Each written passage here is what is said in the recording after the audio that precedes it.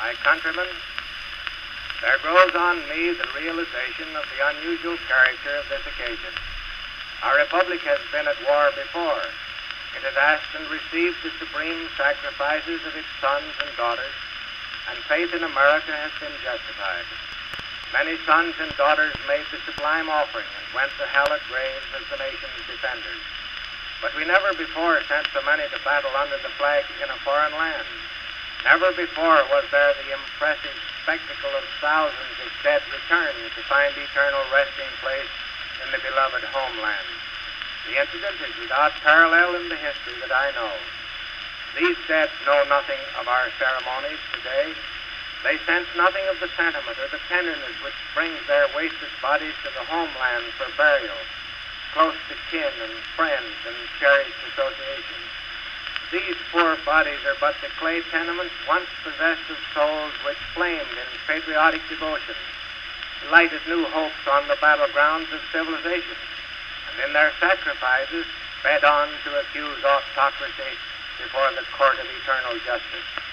We are not met for them, though we love and honor and speak a grateful tribute. It would be futile to speak to those who do not hear, or to sorrow for those who cannot sense it, or to exalt those who cannot know. But we can speak for country. We can reach those who sorrowed and sacrificed through their service, who suffered through their going, who glory with the Republic through their heroic achievements, who rejoice in the civilization their heroism preserved.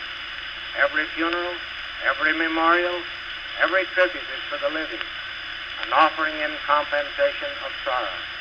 When the light of life goes out, there's a new radiance in eternity, and somehow the glow of it relieves the darkness which is left behind. Never a death, but somewhere a new life.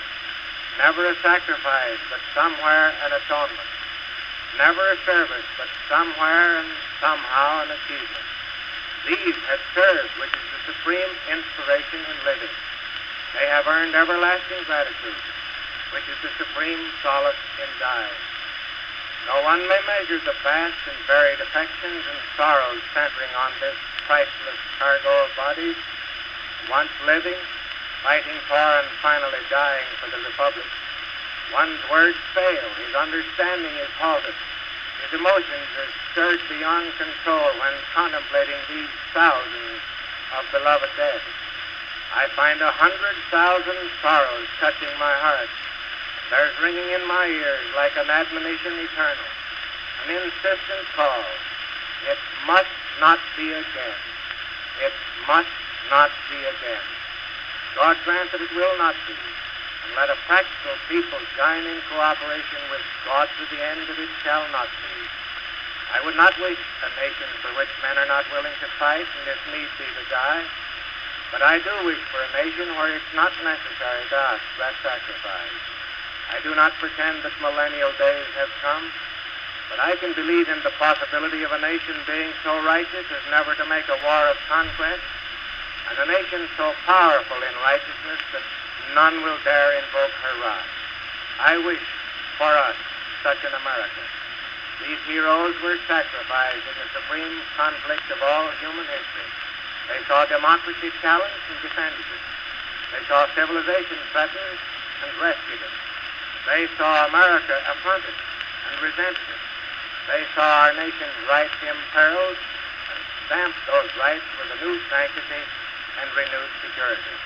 We shall not forget, no matter whether they lie amid the sweetness and the bloom of the homeland or sleep in the soil they crimson. Our mindfulness, our gratitude, our reverence shall be in the preserved republic, the maintained liberties, and the supreme justice for which they died.